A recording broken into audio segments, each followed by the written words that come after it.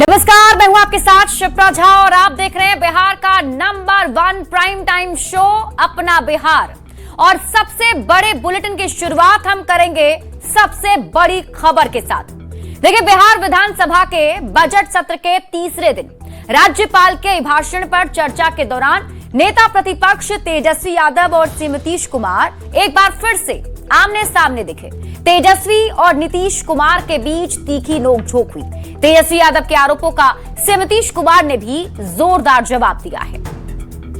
इस सरकार की नींद बेटियों की चीख से भी नहीं टूटती है महोदय। तुम्हारा बाप मेरे समय का न है, तुम्हारा भी बेटा। बैठो बैठो।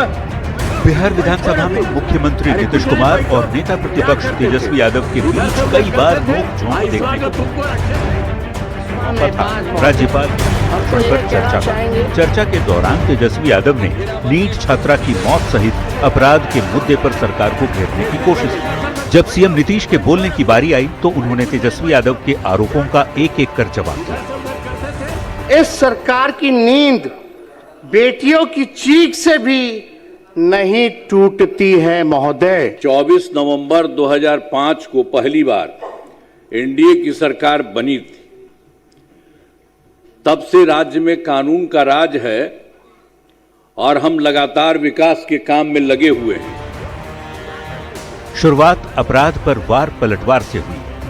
बिहार की हालत देखकर तो यही लगता है कि अपराधियों को पूरा विश्वास हो गया है कि ये सरकार उसका कुछ नहीं उखाड़ सकती है महोदय। पहले बहुत बुरा हाल था। लोग शाम के बाद घर से बाहर नहीं निकलते थे। अरे सुनिए ना पहले। अरे हम लोग के पहले जो आप लोगों का राज था क्या था? बीच में मत बोलिए। कोई काम था? बिना अनुमति लोग शाम के बाद घर से बाहर नहीं निकलते थे। शाम के बाद कोई बाहर जाता था जी।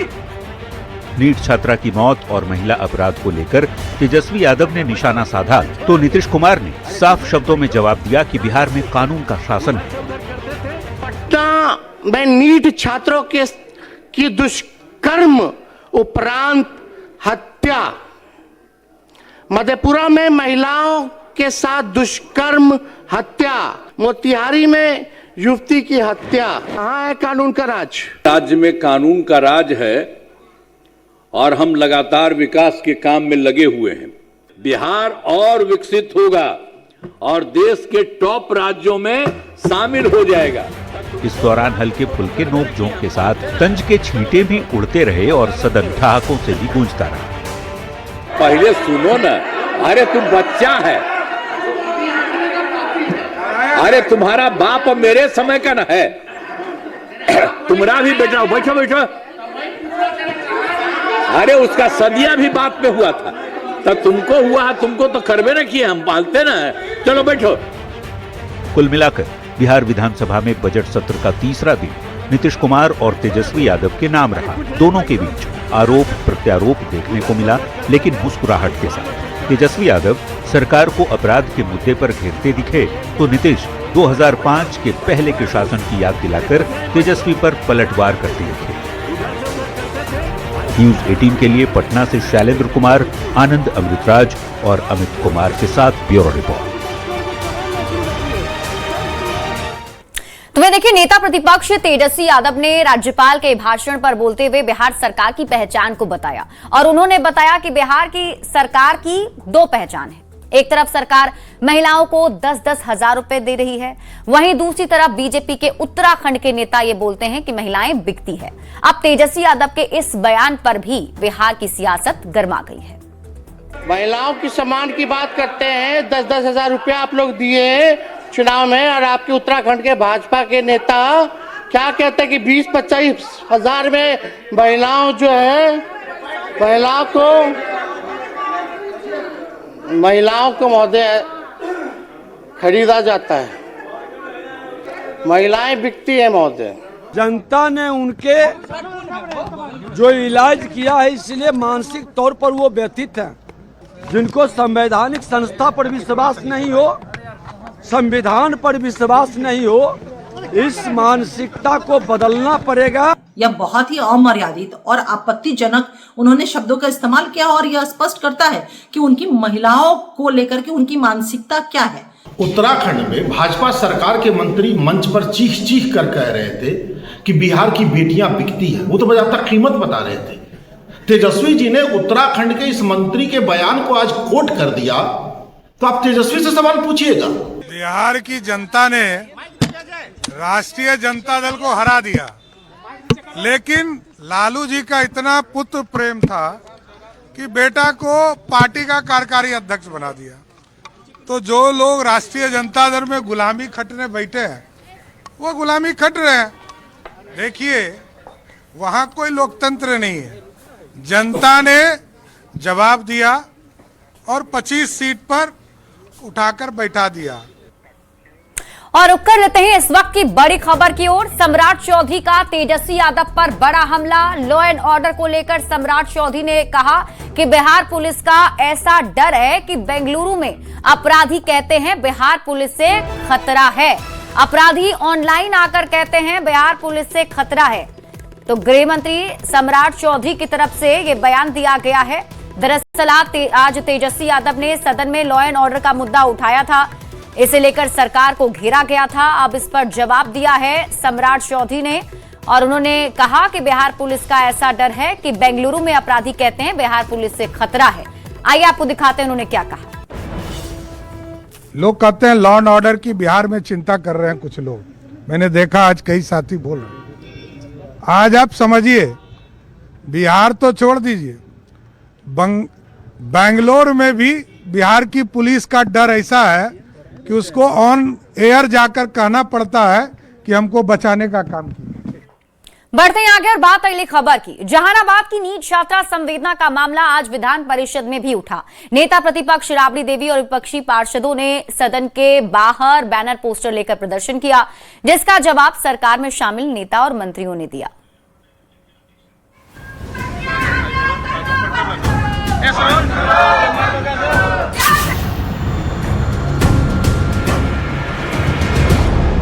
क्या नीट छात्रा की मौत मामले में कोई मंत्री या मंत्री का बेटा शामिल है? ये हम नहीं कह रहे, ऐसा आरोप लगाया है बिहार विधान परिषद में नेता प्रतिपक्ष राबड़ी देवी। सरकार का कोई मंत्री का बेटा होगा, चाहे मंत्री कोई होगा। जहानाबाद की नीट छात्रा संवेदना का मामला गुरुवार को विधान परिषद में भी उठा। नेता प्रतिपक्ष राबड़ी देवी और विपक्षी पार्षदों ने सदन के बाहर बैनर पोस्टर लेकर प्रदर्शन किया और सरकार के खिलाफ नारेबाजी की। इसी दौरान राबड़ी देवी ने आरोप लगाया कि कोई मंत्री या मंत्री का बेटा इसमें शामिल होगा, इसीलिए इस पूरे मामले में लीपापोती की जा रही है। लीपापोती करके तब सीबीआई का दिया जाता है। लीपापोती करके बचाने का काम सरकार के आदमी है। सरकार का कोई मंत्री का बेटा होगा, चाहे मंत्री कोई होगा। राबड़ी देवी के आरोपों का जवाब दिया जेडीयू नेता और अल्पसंख्यक कल्याण मंत्री जमा खान ने। जो गलत होता है जांच होती है, कार्रवाई की जाती है, जो आप जानते हैं। वहीं डिप्टी सीएम विजय सिन्हा ने कहा, ये सरकार महिलाओं के सम्मान के लिए कोई कोर कसर नहीं छोड़ती। हमारी नीयत साफ है, महिलाओं के सम्मान में कमी नहीं। बता दें, पटना में रहकर नीट की तैयारी कर रही छात्रा संवेदना की मौत 11 जनवरी को हो गई थी। घर वाले रेप की बात कह रहे हैं, जबकि पुलिस सुसाइड का मामला बताने में लगी है। बुधवार को भी पुलिस ने प्रेस कॉन्फ्रेंस किया, लेकिन मीडिया के सवालों का जवाब दिए बिना चले गए। छात्रा की मौत के बाद से पुलिस की थ्योरी पर सवाल उठता रहा है, जो अब विधान परिषद तक पहुंच चुका है। न्यूज 18 के लिए पटना से शैलेंद्र कुमार, आनंद अमृतराज और अमित कुमार के साथ ब्यूरो रिपोर्ट।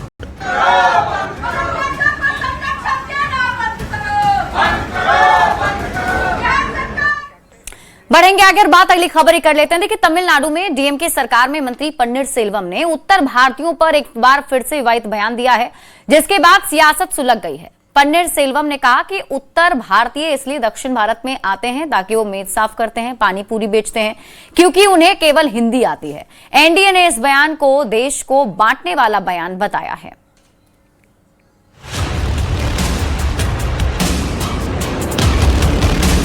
उत्तर भारतीयों को लेकर ये नफरती बोल हैं तमिलनाडु की डीएमके सरकार के मंत्री पनीर सेल्वम के।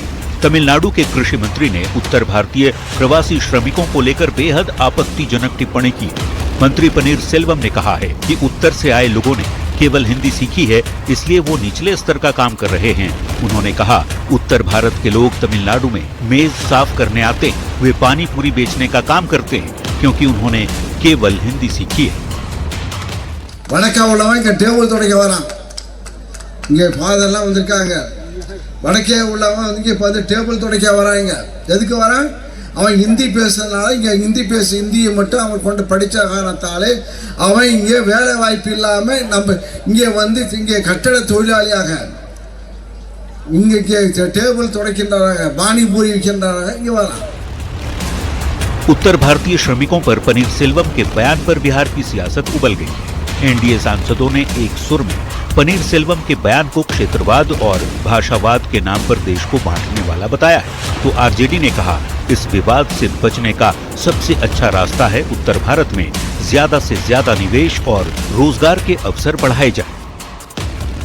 उत्तर भारतीय जहां गए हैं वहां उन्होंने इकोनॉमी वहां बिल्ड की है, लेकिन ये बात कांग्रेस को खास करके बताना चाहिए, आरजेडी को बताना चाहिए। एलआई है ना, इंडी गठबंधन, क्योंकि गठबंधन के जो नेता लोग हैं उनका भाव कैसा है उत्तर भारत के लोगों को लेकर के, खास करके बिहार यूपी के लोग। उत्तर भारतीयों को यानी यूपी, बिहार, मध्य प्रदेश, राजस्थान सारे लोगों को गाली सुनवा रहे हैं। इसका जवाब तो राहुल गांधी को देना चाहिए। अगर इसका रास्ता सही क्या है तो वह रास्ता ही बनता है कि आप उत्तर भारत में निवेश बढ़ाएं। जो लोग देश को नॉर्थ, साउथ, ईस्ट, वेस्ट में बांट के देखते हैं, हिंदी क्षेत्रीय भाषा में बांट के देखते हैं, जाति में बांट के देखते हैं, हिंदू मुस्लिम के आधार पर बांट के देखते हैं, वो लोग सही मायनों में देश के दुश्मन हैं। तमिलनाडु के कृषि मंत्री के ताजा बयान पर सियासत गर्म है, लेकिन ये कोई पहला मौका नहीं है। डीएमके के कुछ बड़े नेताओं ने उत्तर भारतीयों के खिलाफ पहले भी ऐसे बयान दिए हैं। दयानिधि मारन ने कहा था, बिहार के लोग टॉयलेट साफ करते हैं। डीएमके नेता डीएनबी सेंथिल कुमार ने कहा था, हिंदी राज्यों को वे आमतौर पर गौमूत्र राज्य कहते हैं। जबकि डीएमके के ही बड़े नेता और सीएम एमके स्टालिन के बेटे उदयनिधि स्टालिन ने कहा था, सनातन धर्म को खत्म कर देना चाहिए। अब पनीर सेल्वम के बयान पर सियासत गर्मा गई है। तमिलनाडु में भाषा विवाद थमता नजर नहीं आ रहा। तमिलनाडु में कुछ महीनों में विधानसभा के चुनाव हैं। ऐसे में पनीर सेल्वम के बयान से हिंदी बनाम नॉन हिंदी विवाद और भी गहरा गया है। Bureau report, news 18। तो पनीर सेल्वम के इस बयान के बाद से जहां एक तरफ सियासत गरमाई हुई है, तो वहीं अब आरोप प्रत्यारोप का दौर भी शुरू हो चुका है। लेकिन इसी से जुड़ी एक बड़ी खबर आपको बताते हैं। पनीर सेल्वम के बयान के खिलाफ निंदा प्रस्ताव भी लाया गया।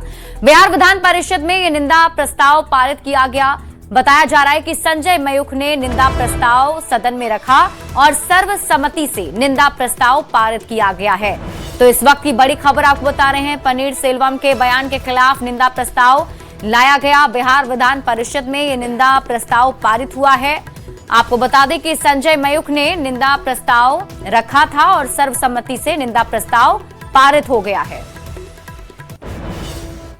डीएमके के मंत्री ने जिस तरह की अभद्र भाषा बिहार और उत्तर भारतीयों के लिए कही थी, उस अभद्र भाषा के बारे में हमने स्पष्ट रूप से सदन में निंदा प्रस्ताव लाया और सर्वसम्मति से वह निंदा प्रस्ताव पारित हुआ है, क्योंकि यह कतई बर्दाश्त नहीं किया जा सकता। पनीर सेल्वम नाम का व्यक्ति यदि उत्तर भारतीयों को और विशेषकर बिहारियों को अभद्र भाषा बोलते हैं तो निश्चित तौर पे यह निंदनीय है, दुर्भाग्यपूर्ण है।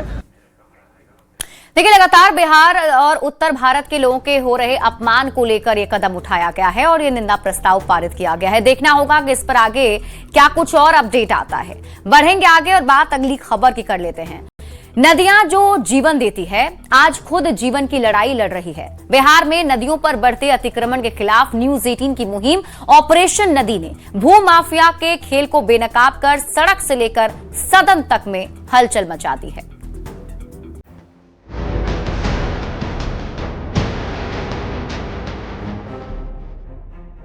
नदियाँ जो जीवन को बहाव देती हैं, जो खेतों में हरियाली भरती हैं, जो इंसान की प्यास बुझाती हैं और अंधेरे में उजाले की ताकत बन गई। लेकिन आज हालात बदल गए, नदियाँ सिमट रही हैं, उनका दायरा घटता जा रहा है और अस्तित्व खुद खतरे में। बिहार में नदियों पर बढ़ते अतिक्रमण के खिलाफ न्यूज़ 18 की मुहिम ऑपरेशन नदी ने एक बार फिर व्यवस्था को आईना दिखाया। न्यूज़ 18 की पड़ताल में सामने आया कि कैसे नदियों की जमीन को सुनियोजित तरीके से हड़पा जा रहा है, कैसे सरकारी भूमि के नाम पर फर्जी दस्तावेज खड़े कर भूमाफिया नदियों की सांसें रोक रहे हैं। जलमार्ग कानूनों की खुलेआम अवहेलना करते हुए नदी की जमीन पर ट्रांसफार्मर, पेट्रोल पंप, अस्पताल, यहाँ तक कि सरकारी योजनाओं के नाम पर अस्थायी निर्माण तक किए गए। समस्तीपुर के बूढ़ी गंडक नदी से लेकर गोपालगंज की छाड़ी नदी, सहरसा जिले की कोसी, ऑपरेशन नदी ने इन सभी जगहों की तस्वीर को सामने रखा, जहाँ नदी का रास्ता कब्जों में कैद हो चुका है। न्यूज़ 18 की इस मुहिम का असर ये हुआ कि नदियों का सवाल अब सिर्फ जमीन तक सीमित नहीं रहा, बल्कि सदन के पटल तक पहुंच गया। विधान परिषद में भूमाफिया और नदी अतिक्रमण का मुद्दा उठाया गया। एमएलसी महेश्वर सिंह ने पूर्वी चंपारण समेत कई जिलों का जिक्र करते हुए सरकार से सख्त कदम उठाने की मांग की। इन भूमाफिया धारा को बांध के छोटी छोटी नदियों को वो अतिक्रमण करते जा रहे हैं, उस पर कब्जा करते जा रहे हैं, जिससे सिकड़ाव होते जा रहा है। मोतिहारी के करीब धनौती नदी है, बलुआ पुल के करीब, वहां पर भू माफिया सब जाली कागज बना के और नदी में मकान बना दिया। ये भू माफियाओं के चलते लोग कब्जा करते पूरे जिले में जा रहा है, बल्कि पूरी स्थिति बिहार के भी यही है।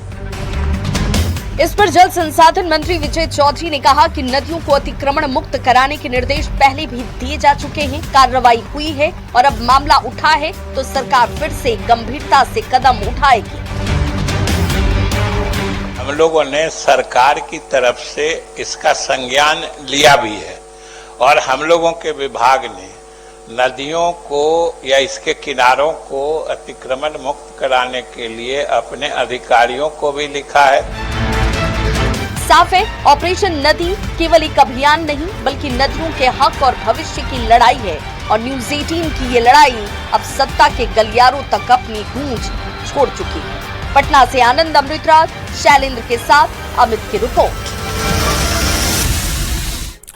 बढ़ेंगे आगे और बात अगली खबर की। दरभंगा में मजदूरी के बकाये पैसे के विवाद को जातीय रंग दे दिया गया और अब ब्राह्मण गांव पर SC/ST एक्ट में केस दर्ज होने की खबर को पुलिस ने अफवाह बताया है।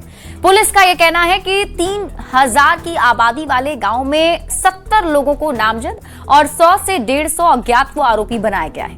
गांव के बाहर रहने वालों का नाम गलती से दर्ज हो गया था, उनके नाम हटाए जाएंगे। ये रिपोर्ट देखिए। पैसा 2,47,000 रुपया।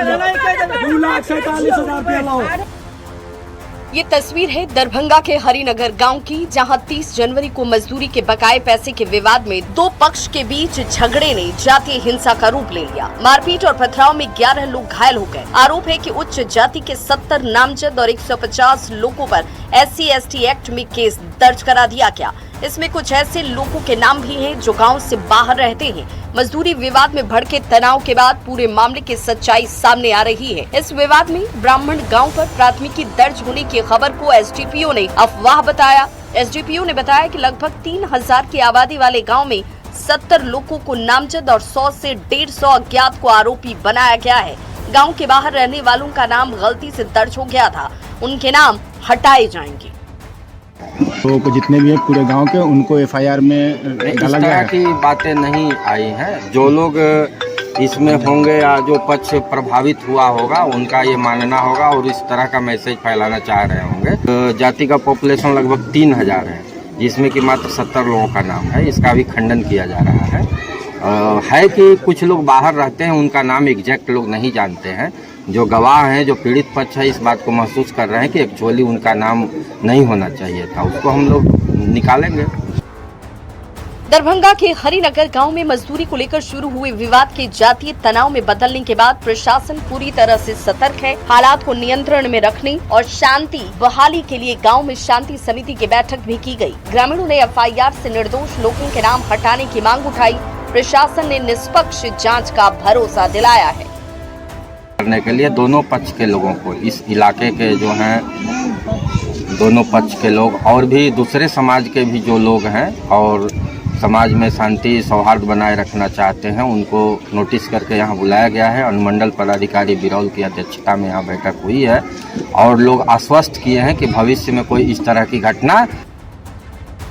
दरभंगा में 100 से ज्यादा ब्राह्मण पर एक साथ SC/ST एक्ट के तहत केस दर्ज किए जाने पर लोक जनशक्ति पार्टी रामविलास के प्रदेश अध्यक्ष राजू तिवारी ने कहा, जो निर्दोष होंगे उन पर कोई कार्रवाई नहीं होगी, जो दोषी होंगे उन्हें जेल जाना होगा।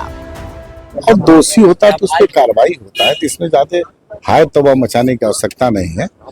मुकदमा हुआ है, किस परिस्थिति में वहाँ के अधिकारी उस पर जांच करेंगे, जो निर्दोष होगा उसको निर्दोष देंगे, जो दोषी होगा उसको कार्रवाई होगी। फिलहाल हरिनगर गांव में स्थिति तनावपूर्ण है। एहतियातन 3 शिफ्ट में मजिस्ट्रेट और पुलिस बल की तैनाती की गई है।